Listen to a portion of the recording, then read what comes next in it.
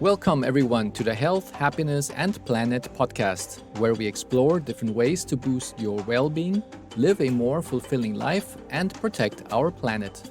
This podcast is sponsored by Wave Business Excellence Footprint, the digital training company that cares about your development and the well-being of this planet. You can find the courses for employees and managers under www.wave-bef.com. Today's episode is all about improving your self-intelligence, and I'm thrilled to introduce you to my amazing guest and friend from Brisbane, Australia, Chris Knight. For the past 15 years, Chris has supported transformation and healing in people's lives through teaching self-intelligence, which empowers people with the knowledge, skills, and habits to live free of drama, personal problems, and suffering. Chris has a health science degree in Musculoskeletal Therapy and extensive training and experience in meditation, yoga, epigenetics, and bodymind psychology. He founded Emotional Release Meditation and has trained hundreds of healthcare and corporate professionals from all around the globe in emotional anatomy. His vision is to offer people the self-education they did not get at school that transforms their lives and the lives of those around them. He runs the Self-Intelligence community, where members meet up each week to integrate what they discovered in his 12-week Self-Intelligence course. Chris runs the Self-Intelligence podcast that features everyday people who want guidance and support with their personal problems, and also features guests who are willing to engage in radically honest conversations around taboo experiences and topics. Without any further ado, here is my friend Chris Knight. Hi, Chris, and welcome to the Health, Happiness and Planet podcast. It's so great to have you here. It's great to be here. I just did a great introduction on your side, so I'm just going to jump straight to some nice questions, which I love to ask my guests. And the first question is, could you tell us what is your story and describe how you got to where you are today? Because it's just totally amazing. Have you got 15 hours and a lot of coffee? Yeah. There's three key things that I could speak to around that. One is Christianity. I was born into a fundamentalist Christian church and family. Chronic pain coming through a health crisis, and heartbreak, going through the grief and loss of true love relationships, have all contributed to where I am today and how I experience life and perceive reality and all of that type of thing. They've all put me in the morsel and petter and crushed me down into mush and had me completely, put me through many dark nights of the soul. So with Christianity, that was a belief system, a very rigorous belief system that I was born into. And as far as I was concerned, everything that I was being told was a fact, and it was to be unquestioned, But there were many events and circumstances along the way that started to not feel internally right about the things that I was being told and the things that I was being made to believe and all of that kind of thing. Then I discovered beliefs. I wasn't really taught about beliefs, that they were things that come and go and change and evolve and all of this type of thing, you see. That then started opening up this whole new possibility that everything was encased in this belief idea, whether it was religion or whether it was success or whether it was relationships, or everything was encased in this. And that woke me up in a major way to be able to go internally. And with the chronic pain side of things, I was essentially attached to certain ideas and certain ways of being that were leading to chronic pain. And I believed that I wouldn't be fulfilled, I wouldn't be happy, I wouldn't get what I want, I wouldn't be me if I wasn't approaching life in a certain way. But the way I was approaching, and I often talk about this, the how was out of alignment with nature. It was out of alignment with harmony, right? So it didn't matter how much I believed or wanted it to be a certain way. Reality rules, you see? And so eventually I had to go inside. I had to let go of a lot of things to come into a natural harmony, a natural alignment in order to heal from that stuff. Especially when they say that some people, when they're in a dark moments and they're going through a lot of these kind of emotions, you start melting down, and once you melt, then you can form a new shape, a new you. And that's more or less what I'm hearing right now. That there was like a Chris from before, and then you got to this place where you just started molding a new Chris. Yeah, and it's got so far that it's like the discipline now is to not take shape. Yeah. Right? So many different shapes have been taken. I mean, this is exactly what you're saying. So many different shapes have been taken. And it's like, well, if I'm not that one, and I'm not this one, and I'm not the next one, then which one am I? It's like the X-Men, like the shapeshifter you have always. Exactly. And heartbreak was a big part of that, being in very deep, intimate relationships. When anything that you love really ends, it's an identity crisis at that point. There's a big question mark. There's a big, as people say, if they've lost a loved one, or whether it's a relationship breakdown or a loss of any kind, it's like there's this gaping hole left open type thing. And when you experience love to a certain extent, that hole cannot be filled by anything. And so what I teach now is largely to do with that recognition, because no distraction, no addiction, no trying to convince myself of any possible future of happiness was going to fill that void. So something truer, something beyond, something which is actually more true to my nature had to be discovered to heal from that stuff. So when you put it all together, and I'm just mentioning only, some significant things in my life, that's essentially how I've got here, is by being open to discover what's on the other side of these experiences, and not to continue hoping that I'm going to be able to control all of that stuff, and that I deserve it, and that I'm entitled to it, and that it should be mine, and realizing that dropping that level of arrogance that comes with a certain degree of maturity, and actually living more wisely, if you like, through many different processes. So in a very short space of time, that's how I could answer that question. And I think it's also very interesting that one becomes a little bit more inquisitive about things that happens around you, and you start asking yourself totally new questions that you never asked previously. And when was it for you, that moment when you just started asking those new questions? Was there any point of time when you said, okay, that was the point when I really started questioning everything that is happening in society, everything that's happening in religion and in relationship? Was there a special point in time where you could remember? Not really for me. I'm quite sensitive to suffering and pain and these types of things. So when I experienced that, it was just natural for me to start asking questions.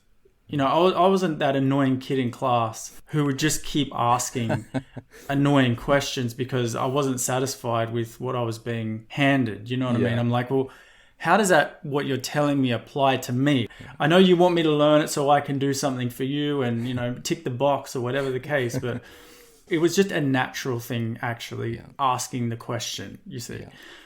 It did take certain life events to happen, though, to ask certain questions that weren't asked before. So I would say life has catalyzed my questioning. Reality keeps bringing me to places where I don't have answers. It just keeps doing it. And I'm like, I don't have an answer for that. I don't have an answer for that or that or that. So it just keeps going, okay, we'll ask the question. Yeah. Correct. And sometimes your subconscious just works on it. Yeah, even though you do not know the answer that moment, but once you just put the question out there, somehow some events happen. You're like, wow, I think now that question I had has been replied to. Yeah. I feel like there's been a trust. There's been something in my heart that if I ask the question, I have this sense it would be answered. Yeah. It's like there's a sense of trust with that, which actually is really profound to have. I feel like a lot of questions aren't asked in fear that it might not get answered. And if it doesn't get answered and I'm just left with the question, that would be worse than asking the question. So don't ask the question and kind of live with this niggling, thing that's going on inside. But somehow I've trusted that because what I've recently more discovered is I am the answer. I mean, that's what we'll get deeper into. But and even if I say the words I am the answer, that requires a lot of unpacking to really get clear in the simplicity of what that means, because that points to a lot of different things. And some of your questions will probably come up around that. And actually, that is a good way to our next question, which is, what is your definition of knowing who you really are? Because if I would ask this, the average person on the street, they would just say, well, I'm just a employee working my 9-to-5 job, and I'm a parent. Yeah, that's who I am. I'm like, okay, so that's like a very superficial way of seeing who you are. But if you really want to define that sentence of who we are or who are you, how would you define that? I definitely start with what you are not. So there's this realization, as you said, with say a role, or say my name. My name's Chris. My name's Chris Knight, but I can change my name. And then I'm no longer this Chris Knight. So I'm not Chris Knight. Chris Knight's a word that points to this being, and it can change, can't it? Yeah. And then a role can change. I've had many roles over my life, and they've come and gone, every one of them. I've had likes and dislikes across my entire life that have come and gone. I've had very strong beliefs that have come and gone. I've got memories that have come and gone. There's so much in my life I cannot recall that has even happened. So I cannot even claim to be my past, because I don't have all my past right here as I'm talking to you. So, there's people who have lost their memories completely. They're alive after that and they're here. And so it's like, I must be that which is not changing. I must be that which is the one that can recall the change. That can say, I was this role, I was that role. Can say, yesterday I was depressed, but today I'm happy. I'm the one who's saying and recalling all of these different states.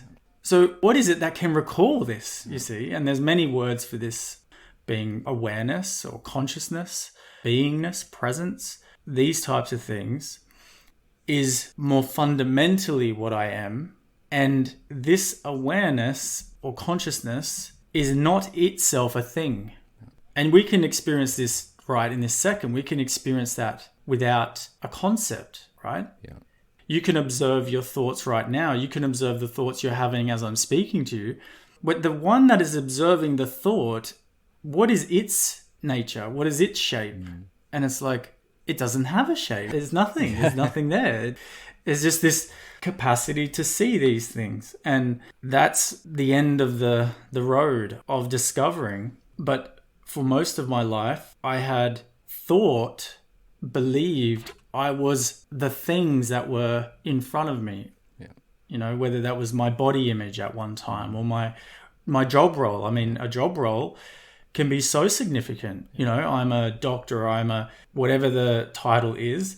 That's who I am, and then that can be taken away. In a second, that can be taken away. And then it's like, well, so who are you now? And it's like, well, who I am got taken from me. It's like, no, it didn't. Because you're still here. So what's here? And it's like, oh, well, now people will say this actually. They'll say, I'm just left as an empty shell. I'm an empty shell now. This type of thing. And it's like, well, now we're getting closer. Yeah. And what's the problem with that? Well, the problem is it's not enough. It needs to be something else. It needs to be something more. And it's like, wait a second, we haven't looked properly, you see. Yeah. And so who are you really, I would say, is that intrinsic and uncreated. Uncreated is a very important word here, because if you right now sit here aware of the words that I'm saying or aware of your breath or anything like that, you don't create the awareness. You don't make it up. It's not added to you. It's not like if you go and do a degree and you do that thing, right? Then you can add that title to you, sort of thing. Or you go and go to the gym and buff yourself up or something. You can add that to yourself. Yeah. And you created that. You put yourself to it and you said, I want a buff body or something. You've created that. And then you can say, that's what I am. But this awareness is uncreated, isn't it? And even if you were to close your eyes, right? Even right now, if you close your eyes, there's eyes that are seeing that are not your physical eyes. Okay? Yeah? Correct.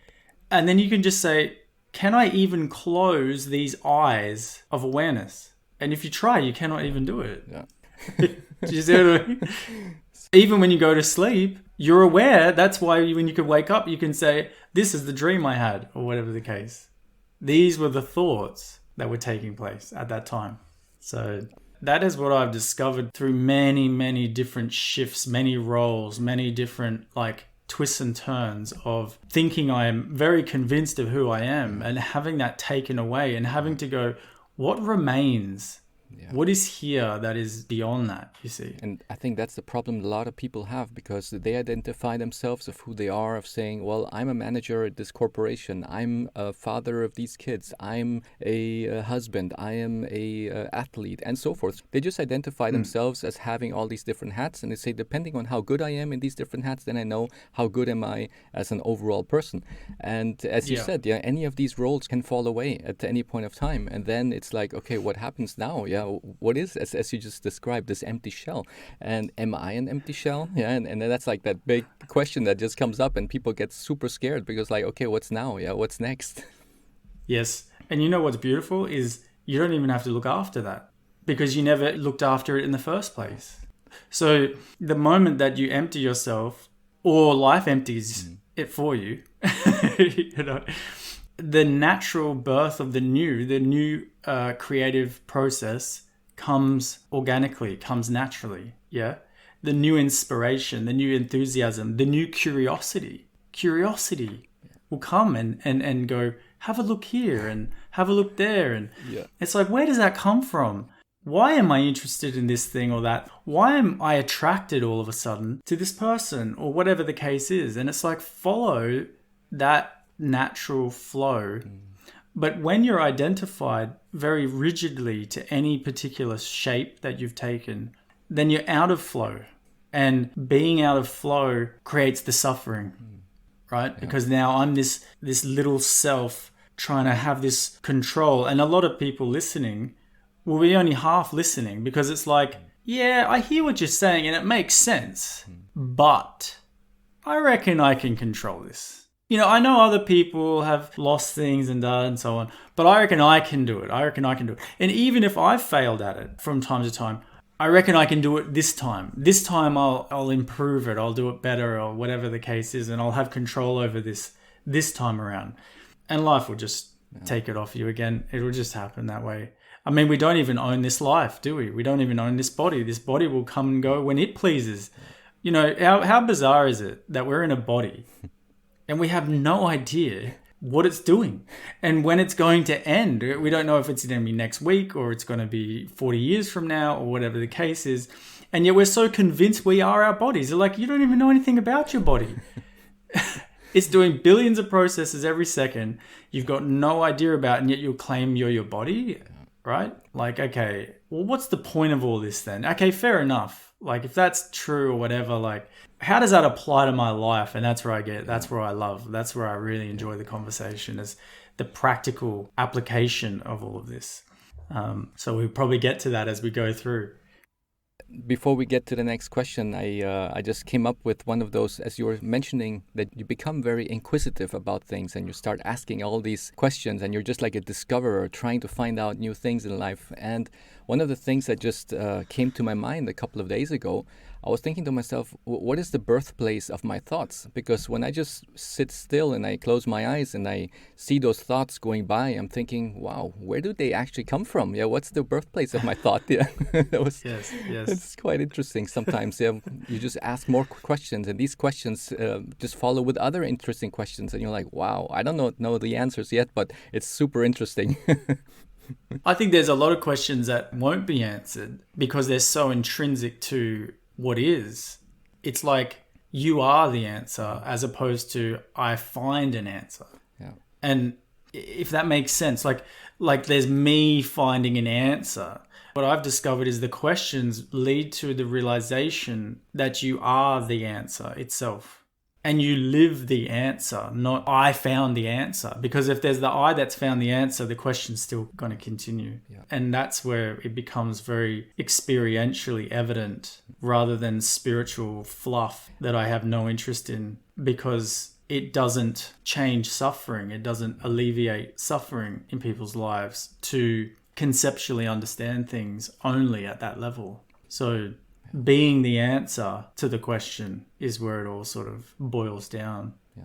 And that's something one has to contemplate quite a long time about, because I would think that the average person, if you just say that, they would not understand what does that mean. Yeah, and I think sometimes you need to like digest that, for a couple of days and just really contemplate. Yes. Oh, big time, big time. There's a lot of definition also how people define spiritual practice and holistic therapy. How would you define these two words, spiritual practice and holistic therapy?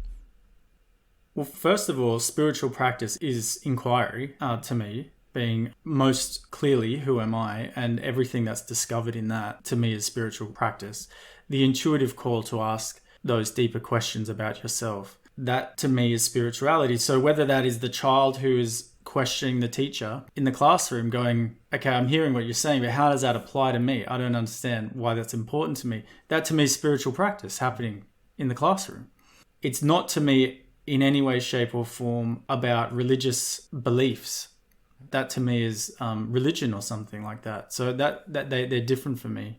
Spirituality also for me is not necessarily those who are gifted in the realms of, say, psychic understanding or the afterlife and all of that sort of stuff, which is often coined to be spirituality, or understanding of chakras and energy and these things. Those things definitely point to higher vibrational understandings.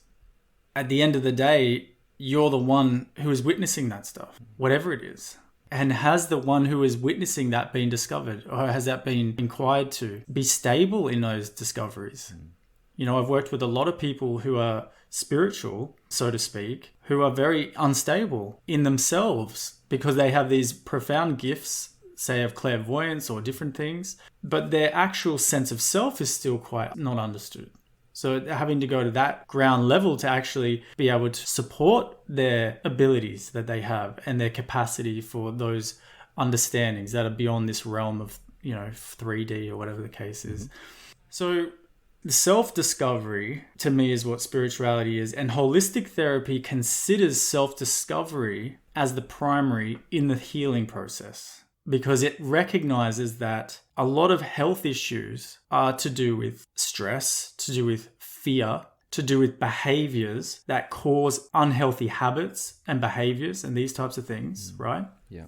And in order to get to the root cause of all of that stuff, you have to disidentify from everything that's generating that behavior. So it could just be a stress. It could be an emotional toxicity. It could be a trauma or whatever the case is. And it's like it's stuck. Yeah. It's stuck in your vibrational system, in your patterning, until you, the one who sees it, releases it through your seeing, which is to disidentify. And then other things like, say, for example, like I did emotional release bodywork for a long time. I would support people as a therapist doing emotional release bodywork, and the bodywork would be supportive to what I'm saying to you right now. Yeah. For example, it could be chiropractics, it could be naturopathics, it could be, acupuncture, it could be kinesiology.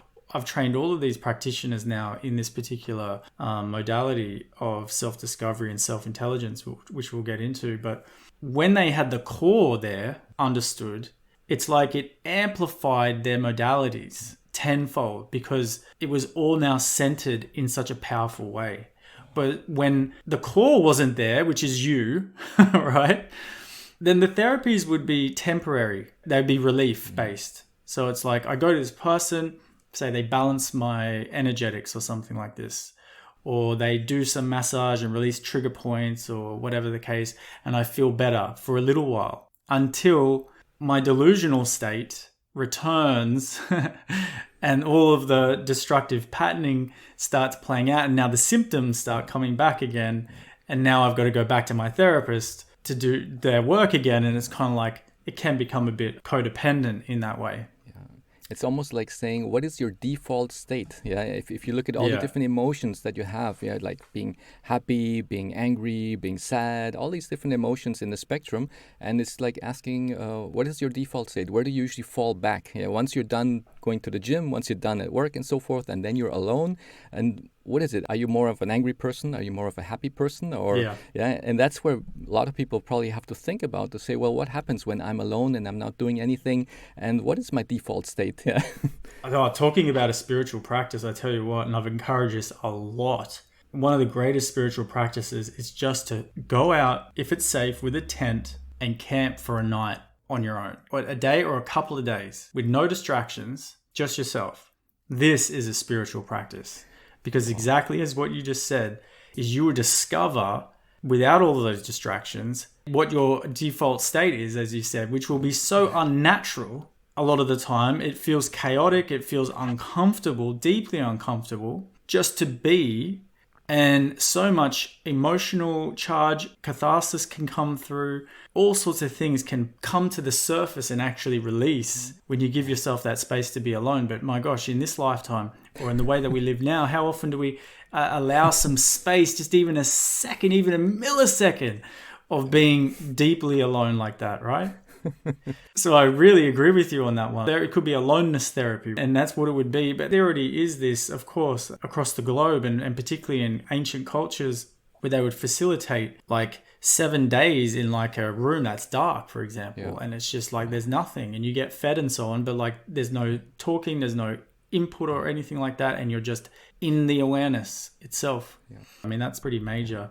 There's vision quests, which are essentially going out into nature for, say, 4 days without food and just having water and just sitting in one spot for 4 days. All of this cultivates everything you're talking about, where you get boiled down back to your bare roots. This is who I am. And anybody who lets that process take place, everybody discovers peace and fulfillment and happiness and joy intrinsic to their nature. Everyone. That's amazing. That is everybody's base level. But because it's so seductive to take shape in life, to attach to things, to then become afraid of losing those things and all of that, then the compensations and everything that takes place after that, which I kind of lump all into the ego state, essentially, then you get the suffering. Then you get the personal problems, you get the drama, you get all the things that start pushing your buttons and going, hey, you've forgotten your true nature. Yeah. It's time to go back home. And it's like, no, I'm not going back anywhere. Yeah.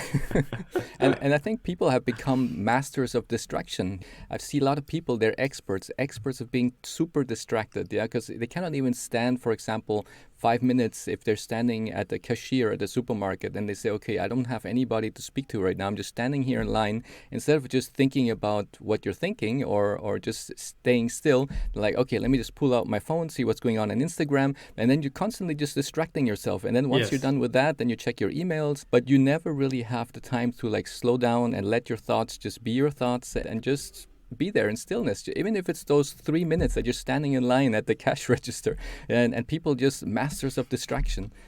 I mean, even at the gym, like between sets, yeah. You know, just between a set, it's like the phone's got to come out. I take my son to the gym and it's like, there's no phones, no phone, just just sit and be bored, you know.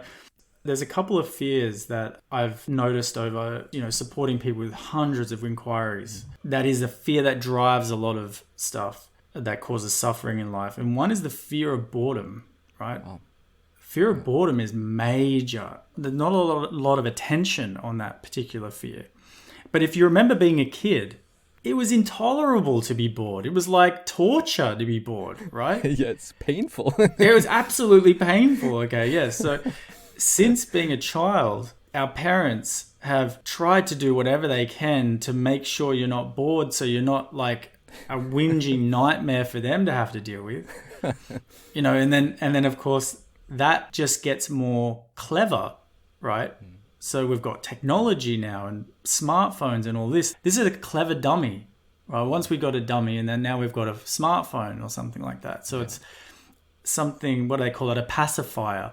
It pacifies this uncomfortableness of what's just beyond boredom, right? Which is that nothing, that emptiness that's vibrantly alive. It's not dead, but only really discovered for those who have, say, done meditation and different practices that will discover the intrinsic aliveness and alertness and creativity that comes from that place.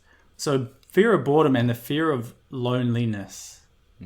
So even if you're at the cashier thing on your own for a little while, just the fear of being alone is enough. But there's such discomfort in just people's bodies. Just talk a lot about body image just as an example, and the fear of what other people think.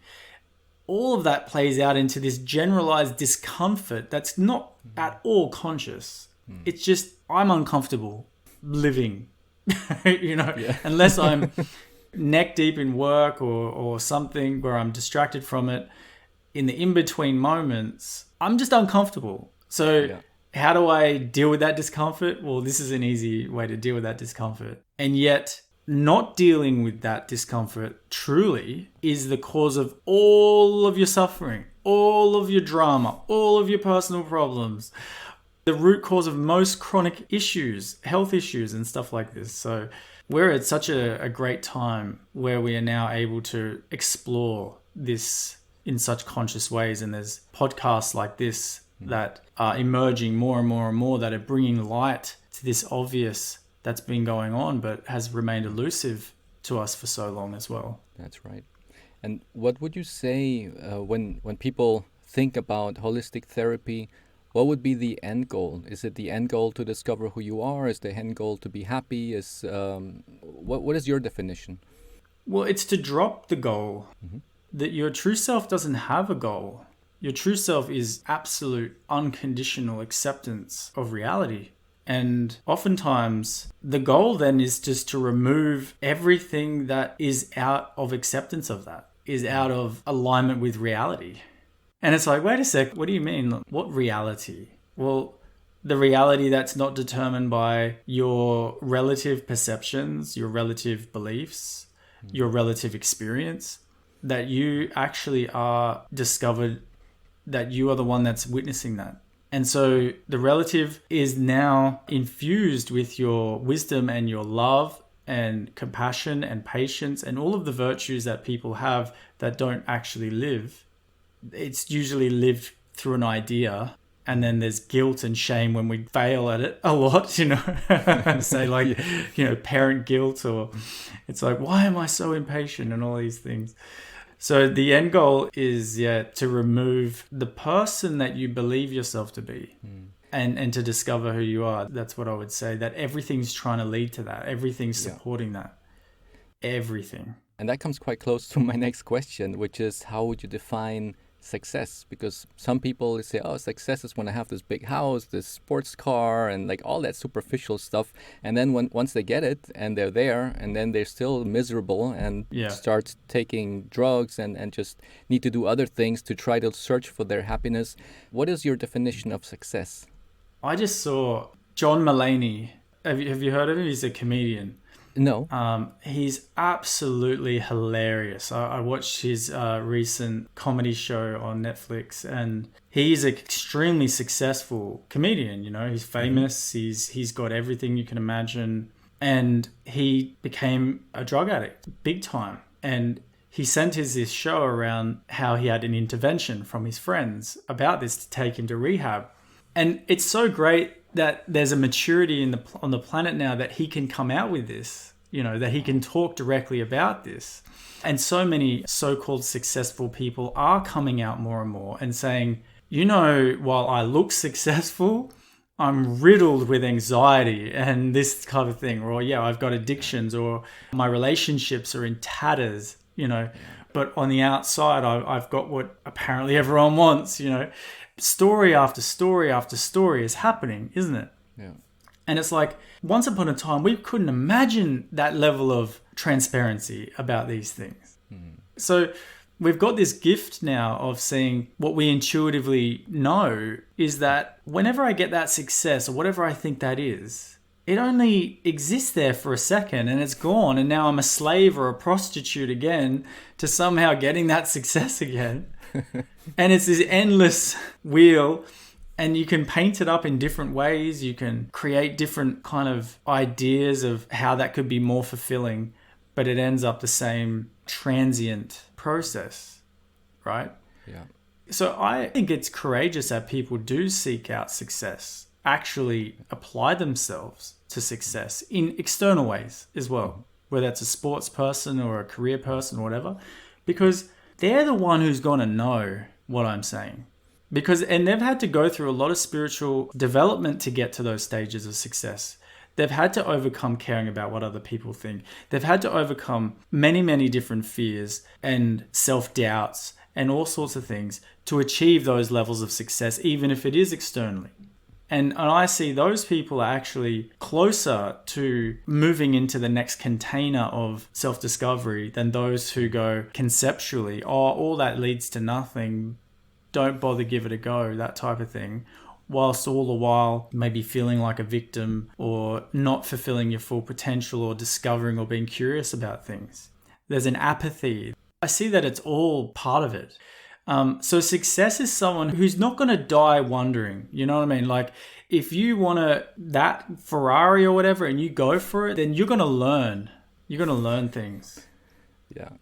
And I think that today a lot of people have to go through that learning experience. If I just think about my daughter, she is right now getting into her teenage days, and she's just so influenced with all that social media and all of these images and beliefs of what do you need to be successful. And it's really hard as a parent to try to guide them, because first of all, as a parent, maybe your word is not that important anymore for a teenager. It's more important what's happening on TikTok and what others say. Yeah, because I've got my son as well. My son's 15 now, actually. And okay. He wants to be a professional gamer. He's extremely competitive. And every step of the way, I've just been able to infuse, and his ears are open because what I'm teaching him is so true that it's not about dad trying to tell me the right or wrong thing. It's true in his own experience.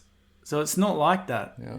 So his ears are open, which is such a blessing. I didn't expect a child to listen to me because I didn't listen to my parents, so I didn't expect him to listen to me. But this is not my experience. My experience is actually when you speak from truth, when you speak from a place that's impersonal, when you speak from a place where you're not projecting fear onto them, they listen.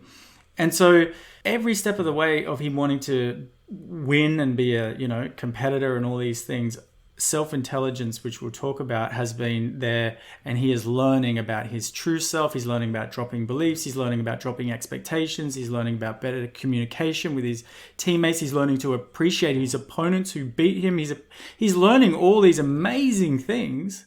Or it could be, he shouldn't play video games and he should be doing blah, he should be more natural. He should be, we've lost touch with reality and da-da-da-da-da. It's like, how's he going to learn any lessons with that? He's not going to learn any lessons. He doesn't want that. He wants this. So the lessons here, the lessons with this, you see. Mm. And it's like, it's a much easier and much more respectful way to parent. But yes, another parenting is a subject I do a lot of work with people around. Yeah. And it's so beautiful to have parents and their children be so closely connected, through this inquiry. So, yeah. And you have a very, very good course, which is your signature course. It is called Self-Intelligence. Could you tell us more about your course? Yeah, Self-Intelligence has come about as an alchemy of 15 years of work as a therapist, as a coach, as a meditation teacher, so many different elements that I was drawn to.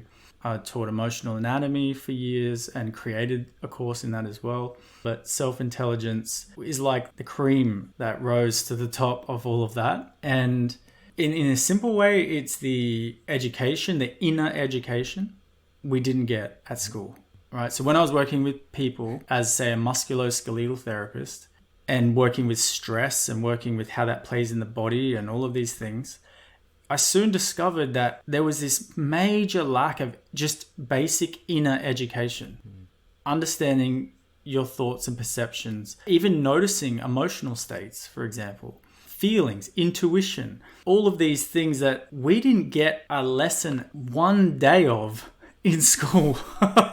Right? Yeah. Not so one true. day of what's going on in you. You see what I mean? Yeah. And that you could be educated in that. It wasn't even conceived that was possible to even be educated that way. There was only what's out there that could be educational, right? And the purpose of this education is to be able to strengthen and transform through the challenges of life. Life is going to continually throw challenges. There's no way out of that. And oftentimes, without inner education or self-intelligence, as I call it, all of that will turn into problems. It will turn into drama. It will turn into suffering. It will turn into physical ailments, symptoms, trying to get you to see, but not having the education to know what to do with it. And then going to someone else as though they can fix it, right? Which to me is like, imagine you didn't go to school, you didn't learn to read and write, but you're living in this society. So every time you go to read and write, you got to get someone else to do it. That's what therapists are in a large way for a lot of people, is doing what you could do for yourself, but you're just not educated to do it. That's where we're at now, right? It's like we can educate ourselves here. This is a critical education in the corporate world. Inner education in that world is called emotional intelligence, actually, which only goes so far. It doesn't go to the depth that self-intelligence does, but it's still good. It's still greater degree of awareness. They're saying it's the number one most important element in the success of a business. So many papers and things coming out with management, with teams, all of this stuff. They're like, this is where it breaks down, right here. So self-intelligence is like critically important. And now self-intelligence is taught by a lot of people across the world who don't call it self-intelligence. You know, they call it different things. It's just the terms that resonated with me that came out of that inspirational place of silence that was like, this is what it is. And so there's a boatload of education just about truth, self, all of what's going on inside you. And then there's specific skills and habits that you learn as you would learn in any other kind of education, right? Specific skills and habits that become then automatic in your life when, say, you're triggered, right? Triggered is a good example. Yeah. We didn't get a lesson at school. When you're triggered, this is the line of inquiry that will turn that triggering situation into a gift, okay? Wouldn't you all like that? And you're like, shit, yeah, let's do that. I'll get triggered 3 times a day. Let's turn it into a gift. If we can turn it into a gift, I'd love that education, you see? And it's like, that's part of it, right? Yeah. How do we deal with grief? How do we really, truly work with trauma? And these types of things. Have we been taught this? No, we haven't been taught this. That's the inner education that encompasses self-intelligence. Of course, I could go on for hours about all the detail about it all, but essentially that's what it is. Yeah. And it empowers someone to feel, I love the word stable. Yeah. And you also mentioned about people having these new habits. How do you ensure that they will stick to those new habits? Because they're just already so engraved into their old thinking patterns. And as you say, when they're triggered, then this and this will happen. How do you ensure that they can practice their new habits so that they can be sustainable with those new habits? Well, for anyone to really take on a habit, they first have to have very clear understanding of how important it is, because importance dictates commitment to something. So like the habit of brushing your teeth, right? You want to have teeth. You don't want to have teeth falling out of your head, you rotten teeth and stuff like that. So if you understand how important it is and then you understand the habit of it, then you often get supported by someone who's already got the habit in place, don't you?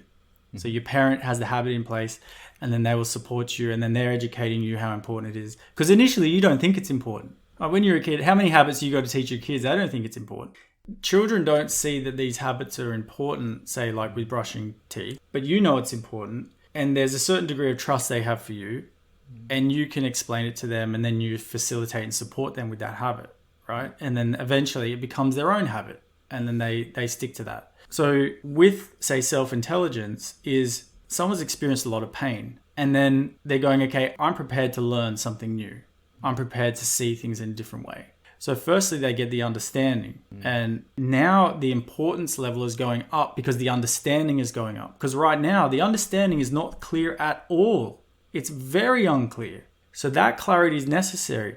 Then for what I offer like an immersion in the understanding and tools and all of that. And then I offer a community, which we come together literally once a week to integrate every week what they've learned. So it becomes a actual habit. And it takes a little while. For example, being triggered. If you get triggered, there are very specific things you do like this. 1, 2, 3, like this, right? Yeah. Now that habit of going from these questions that I used to ask that don't lead to anything useful, takes a little while for those not to be the questions that are asked, but these new questions are asked. You see? Yeah. Okay. And I have very specific support on that, literally weekly, until that completely shifts, until it becomes automatic. That's amazing. I'm so glad you asked this. I saw the question around habits. I'm so big on habit because habit goes beyond concept. Concepts don't make your life better. Concepts don't make you feel better when life is throwing grenades at you. It does not. Yeah. All right. It ends up becoming some conceptual dissociative place, actually. And it's very ungrounding and very unstable. So those who are sincere and those who have opened their hearts to listen, because life has given them enough of a prod, to listen, usually comes in pain, drama of some kind. They will naturally, because they've listened to the understanding, they've taken the opportunity to be supported first in developing those habits. Because I tell you what, it's amazing how quickly when a learner gets lost back in their old trains of thought and patterning, support is really critical in it. It's almost, if you look at it in a simple way, it's like having if you're learning to drive a car, you have then all the practical stuff. These are the tools, these are the techniques, what are the signs of the road, and all the practice, and you've done all the learning points. But then once you get to the car and you sit there and you're like, okay, drive off now, off you go now, and you're like, okay, but I still don't know how to drive. Yeah, you still need your instructor, to tell you how it's done, even though you know all the rules. And I think it's very similar to your course as well, because one part is just to learn all the techniques and the tools, but on the other side, it's like, how do I apply that now in real life? Yeah, and you know what? Real life is the only place it matters, right? Isn't it? So true. You see? Yeah. But this work, this inner work, because there's so much fear around it, it just has remained so conceptual, and it's also been quite off-putting for a lot of practical people because it seems so conceptual, and they're like, I don't see how that applies to my situation. I don't want to go into this mental masturbation about all this, whatever the case. And it's like, no, that's not what this is. And like you said, the intention, just like a driver and instructor, is that you will be driving on your own, not you will have to have me driving with you for the rest of your life. You see? So it's literally has that integrity in it. This is to empower you. That's right. And you have to first admit that this is necessary. Your relationships are disasters, for example, or are riddled with resentment and problems because you don't know yourself well enough right now for it not to become like that. And it won't matter about the next person. It will become the same thing because you're the one there that's generating these same ideas and perceptions and beliefs and traumatic experience and everything you're projecting into the situation. And you're not educated right now how not to do that or how to transform that. It's simple. One falls into the same vicious cycle over and over like this, hoping it will change because something out there will change. No, it is not going to happen like that. It is not going to happen like that. So when someone comes to me and says, yeah, Chris, I've done 3 rounds of destructive relationships or divorces or something like this, well, when I start speaking, their ears are open now. Whereas maybe if they hadn't had some of those experiences, and you don't need any drama to learn what I'm talking about at all. Just like you don't need drama to learn how to read and write. You don't need drama. It could cause you a lot of drama not to know how to read and write, and then you might go back to school or whatever and learn. The reason it's challenging is because it's like, I can't believe, if what you're saying is true, I can't believe I didn't learn this earlier.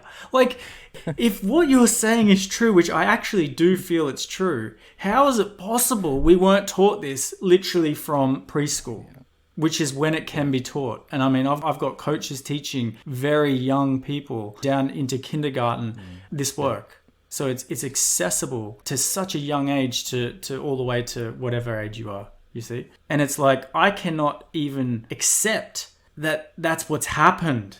I've got to make all of this pain I've gone through mean something. And if it means that I just learnt this and the pain's gone, then it means all of my pain meant nothing. I've got to keep it to make it mean something. And it's like, when you're ready to not to live happily, if you have to have your pain mean something, then you're going to live in that suffering. And if that's how you want to live, then of course you live that way. It's your prerogative. You can do what you like. But the invitation here is for those who are fed up with drama, fed up with personal problems, fed up with suffering, and are courageous enough to be shown. Yeah. Since the past over 2 decades, I've been working in the corporate world, and I did a lot of courses, especially also in change management. And one of the things that change management says that the only way to get people to change is to show them, or where they can also realize that the need for change is much higher than the resistance that they feel for change. Because they always say, oh, it's uncomfortable to change because I'm going to get out of my comfort zone.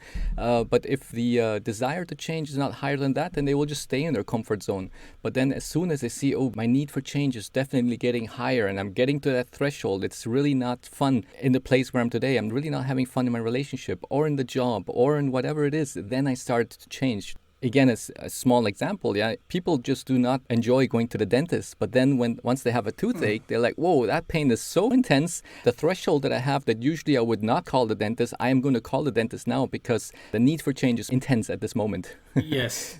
And then they end up getting root canal. And then the next time they have a bit of a niggle, they're going, I don't want root canal. I'll just go get it sorted out, just get a small filling maybe rather than go all the way to root canal.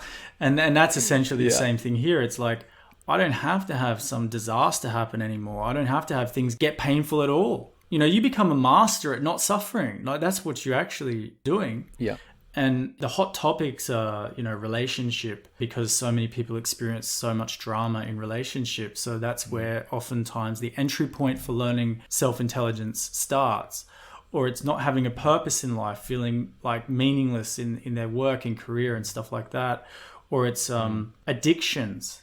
These types of things where it's destroying their life, chronic health issues, where it's known that there's some kind of internal unresolved stressor that's causing this inflammatory response and so on. And I'm not dealing with the core of it in myself. Yeah. These are very common entry points. I recently had someone who suffered anorexia for 15 years, and I just did a podcast with her actually. So she was really in and out of hospital, on her deathbed many, many times, saw all sorts of practitioners, psychologists, specialists of all kinds. You can imagine, told she'll have this for the rest of her life, and she would essentially have to manage it. I was also told this with chronic stuff that I had earlier on in my life. And she was ready, meaning she had enough pain. Yeah. And I said, okay, what we're going to do is first, you are going to discover you are not the thoughts in your head. You are going to discover experientially, not as a concept. And she quickly discovered and knew for herself that this anorexia, this condition had a lot to do with control and needing control. And this was her version of it. Now, everybody has challenges with control, but it manifests differently for different people.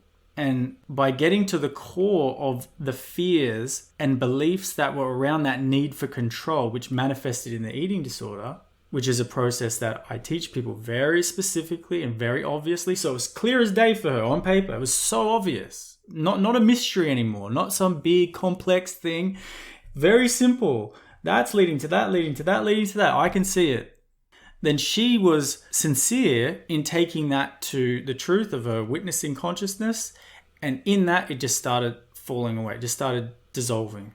And then it was only months after the course and after integration in the community, she had no anorexia. Like she was eating like anybody else. Her family are tripping out. Like they don't know what is going on. Their mind was like, this can't be even happening. She's eating steak. She's doing what's like properly bizarre to them. It's feeling completely normal to her. She's like, well, yeah, I don't have the issue. Like, why would I not eat? They're like, what? But you're anorexic. You've got a disease. You've got a mental health disease. You can't just be doing this. And she literally today is giving birth to her child. Actually, as we speak, she is in the birthing process. And she didn't think she would live past her 20s with this disorder, not to mention be giving birth. And I mean, she's like in labor right now.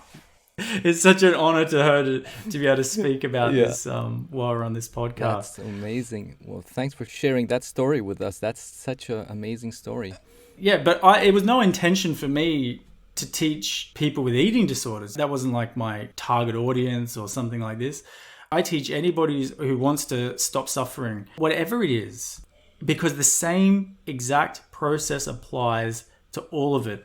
What the students discover, and anybody who's doing the inner work discovers, is what you suffer is the thoughts you believe. This is the cause of suffering. And the primary thought believed is that you are a person inside. And that's what you are. That is the biggest cult religion of our human race, is I am a person that sits inside this body. And this person, when you really look at it, is not what you think. It's not this solid state that is so confidently held as this is who I am, because it is constantly changing. Your personality is constantly changing. It is not fundamentally who you are. And whilst you believe you are that person, whatever shape it takes, you become loyal to that, and it becomes riddled with fear. Why? Because it's constantly being threatened with change. So control, for example, is trying to keep the change from happening. No, I'm going to keep it this way, like you said with change management, right? There's the ego side of every human being going, no. The stubbornness comes in. No, this is not going to change. This one I'm going to keep. And the universal reality is going, but that's not reality. Yeah. You see? It doesn't work like that. So true. So true. It's funny you mentioned that. I actually taught, it was such a bizarre invitation to teach this work to a group of change management specialists. So they were a group of change management specialists in BHP of all places. Yeah. And I'm not sure if you know what BHP is. It's a big Australian oil company here. I heard about it. Yeah. Yeah, massive. Yeah. I think it's the biggest company in Australia. But an oil company, right? So I worked with high management myself in this work, and they were like, we've got a budget for doing some cool shit. Well, let's bring this in. And it's like, are you sure? You know, like, yeah, let's do it. I'm like, all right, let's do it. So it's amazing who's open to this now, because there's an expansion of consciousness happening. One of your questions actually relates to that around social, and how can we be sure what we're listening to is truth? How can we discern truth? This type of stuff. It's becoming really unstable, isn't it? Yeah. Right? How can you trust information now? Especially the news. I mean, that's I think one of the first things that you can just knock off from your list. It's just do not believe what comes up in the news on the TV. You got to somehow search for your truth somewhere else. Yeah, yourself. Everything else is a dream. Yeah. Everything else is relative. That's right. Like even doctors know now, when they do their studies over 6 to 8 years, there's a very significant portion of that becomes not true. Just in that study cycle, it's like, that's done. No, that's we've discovered this, and this now, and that's completely irrelevant. Those assessments you did and exams you sat and all of that, it doesn't apply anymore. And we're talking about a significant percentage of that study. So you can only imagine, as we're becoming more and more able to study things and look into the nature of things, there's radical shifts in understanding. What that's doing is creating a massive instability in the false sense of self that gets a sense of stability, and it knows things like out there. It's like, how can I trust anything, right? You can't. You never could. But it used to be slow enough that it seems stable enough to trust it. But now that it's speeding up so much, it's becoming more obvious. Well, if I put in ChatGPT today, blah, blah, blah, blah, you know, some question, and then in 2 weeks I ask it the same question and it's giving me a different answer, what's the right answer? What the hell am I supposed to believe? Right? Yeah. I think today, for myself, when I start looking at answers that come to me and I look at information on social media or in different places that I read, I somehow just try to reflect on it and see how does it resonate with me? If somehow that's what is giving to me, does it really resonate? And do I feel, I do not know where, if it's in my gut or if it's in my heart or in my whole body and my soul, I just somehow can say, okay, that feels right or it doesn't feel right. And somehow that's where I'm being guided at the moment. Do you know what, mate? We have landed in the same place, right? Because, and I'm so thankful you brought this up, because I think that would be the question on the person listening to this, if they're listening, is, well, then how do you work things out in that relative sense if that information's given to me? It's like you will resonate with that information, right? You will resonate, as you just said. Yeah. It'll feel right or it won't, but it's not based on the same mental evidence you used to go to, because you'll know if you go that way, you're going to get 8 different contradictory pieces of information that are going to lead you nowhere, right? So there's a resonance where we're moving into a vibrational way of being, meaning that when you resonate with something, that's your answer now, you see?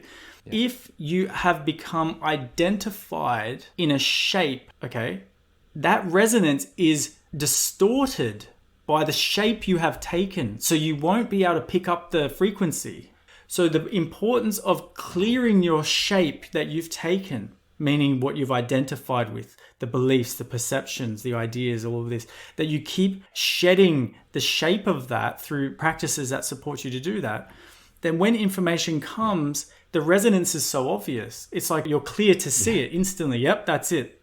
Yeah. Like this podcast. When I saw you, I just was like, that's a yes.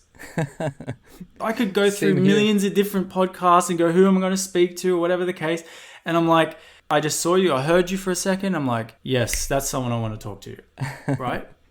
And now here we are, essentially very aligned in what we're speaking about. Yeah. And it didn't take major research. It didn't take knowing you personally or anything like this. And so it's so much faster and more accurate to come from that place. But when you don't know how to discern fear, psychological fear, when you don't know how to collapse the structures you've taken that interrupt that intuitive resonance from, being received, then it's very confusing and it's very overwhelming and it's all too much and I can't, and just, can I hide under a rock? Like, get me out of here, or whatever the case is. And yes, or like suicide is increasing massively on the planet. Depression, anxiety, all of these things come from a deep state of instability, because the old paradigm of a mental structure in which you engage in the world is collapsing. And it's like, this is good news. This is good news because you are so much more powerful and at ease than any of what you were conditioned to believe. And if you come to someone like myself, or perhaps yourself, I'm going to show you this in the most practical way. I'm going to show you this in the most basic, mundane, everyday life experiences, not in out there in the cosmos stuff. I'm talking like here and now where it's happening. And it's like, oh, I can get that. Yeah, I can apply that. Yeah, I can understand that. Oh, this feels like light. This feels real. You see what I mean? Yeah. And I love offering that to people, because concepts weren't going to get my recent student cured from anorexia. It wasn't going to happen. As soon as those triggers took place, as soon as that stuff would happen, she'd be back there. There's just no way. That's why it's believed, that she was told many times, you're going to have this for the rest of your life. Why? Because this information, this knowledge was not available. Wow. And many, many more psychologists, I train a lot of psychologists because they're like, I'm fed up going around in circles with people. I want people to heal, It's like, yeah. And we weren't taught to heal. I'm like, what were you taught about yourself in the 4 years you did a psychology degree, or the 6 years? And they're like, we didn't do one day on ourselves, not one day. I'm like, oh, how are you supposed to help somebody else in that way? There are certain psychologists, they're so intuitive about it. They already knew they had that gift. They just use the word psychology to do their thing naturally. Do you know what I mean? Because they're here to help people. And thank goodness that those people exist. But the education is not supporting that in so many ways. Yeah, so thankful to people like yourself who are, tuned into this. I feel we could probably speak another 2-3 hours, because in our conversation today, it just feels like we just spoke maybe 15 minutes. Yeah. And I'm thinking like, okay, wait a minute. We are already almost at the end of our podcast. And I just feel like we just are starting with our conversation. That's a good conversation. Yeah. So that's so important. There's so many blockages, internal blockages, ego-based, fear-based blockages that will prevent the basic curiosity to find things that you're talking about. So all of that's available now to learn that stuff. Yeah. And it just transforms your life. It's honestly, it makes life worth living. You die wise. Yeah.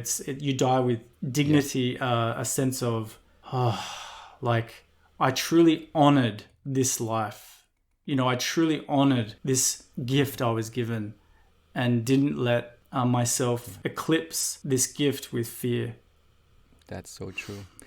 Well, so I would say I'll wrap it up with one final question to you, because my listeners, they are, I would say, more in the direction of practical kind of people, because they may be still doing their corporate world life, which is also really good. I mean, everybody needs to see what is it that fits to them at that point of time in their life. And they're always very practical kind of people. So they're probably wondering what kind of tools are actually within your course. Yeah. So perhaps could you share with us one tool that is something that could give them a little boost of energy and where they can feel some kind of improvement? Yes.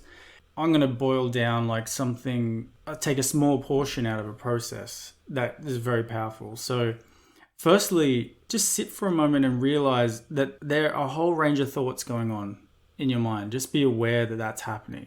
Just take a moment to even just notice there's this voice going blah, blah, blah, blah, blah, blah, blah, and images, all that sort of stuff. Yeah, that's happening.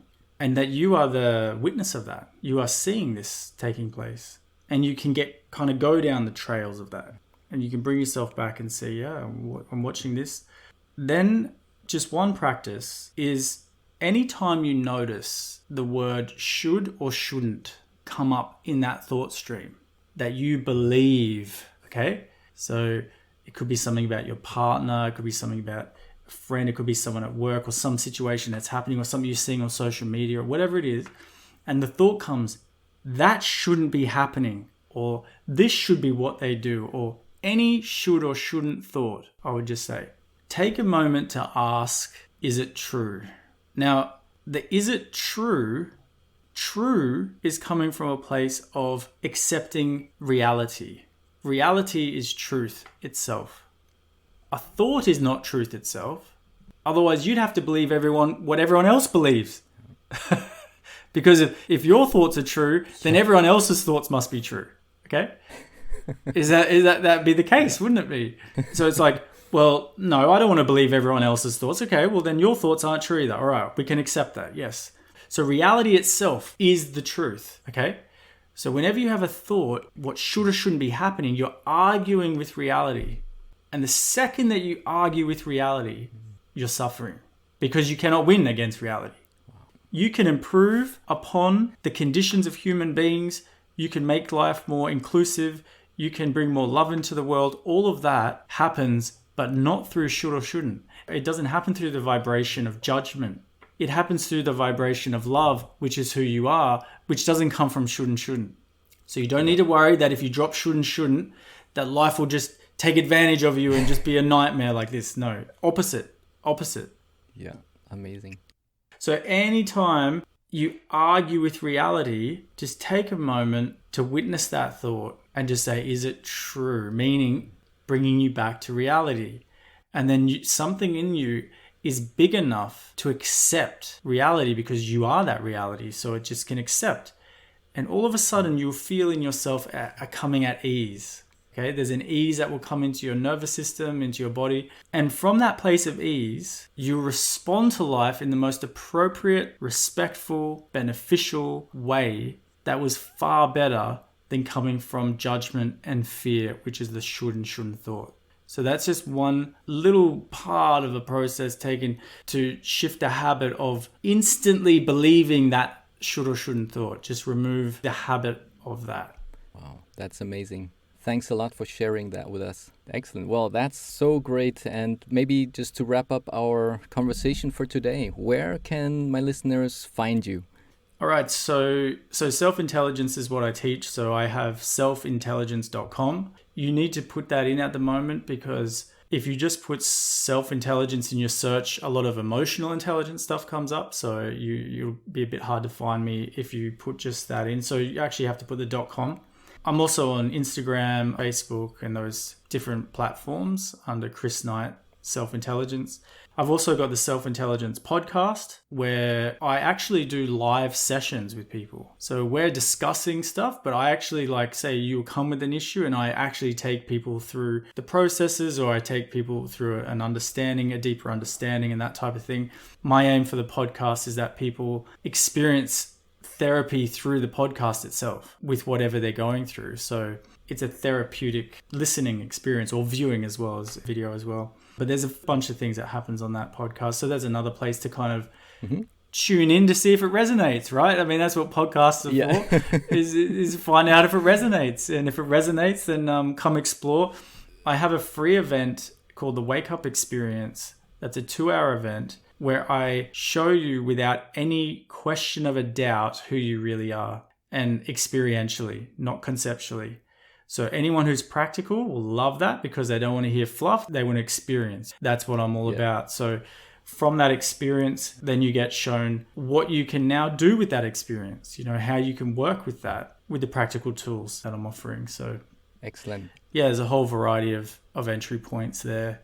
If you're feeling called, if there's a curiosity, just be mindful of any thought that may contaminate that resonance, and just persevere, because there's a lot of fear in approaching this stuff, because there's attachments, what might I lose if I go down this trap? And it's like, well, maybe what would I gain? Your life, actually.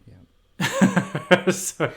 Excellent. I'll be putting all those links on the show notes so that the listeners can find you much easier. And thanks so much, Chris, for that conversation today. It was so amazing. And well, I hope that we'll have the opportunity to meet someday again, maybe during one of my trips to Australia. That'd be perfect. Definitely. Thanks a lot, Chris. Yeah, get in touch for sure. Thank you so much. I hope this conversation with Chris has triggered curiosity about your own level of self-intelligence, and perhaps it changes the way you ask questions. One of the things you should have is being very inquisitive and ask questions as if you would be a small child who always is asking why. I encourage you to pick at least one action step from today's episode and see how it positively impacts your happiness. For myself today, I'm going to use the technique Chris shared with us at the end of this podcast. In the show notes, you will find all the links on where to find Chris and how to contact him. This podcast was sponsored by Wave Business Excellence Footprint, a digital training company that cares about your career development, your personal development, and the well-being of this planet we call home. On the website www.wave-bef.com, you will find a total of 22 courses. 7 of those are designed for managers, and 15 courses are designed for employees who strive to become the leaders of tomorrow. I value your feedback, and I would love to hear from you. Please rate, subscribe, and share this episode with your loved ones. Your support means the world to me, and it motivates me to keep producing content that adds value to your life. I look forward to seeing you in the next episode. Big hugs, everyone.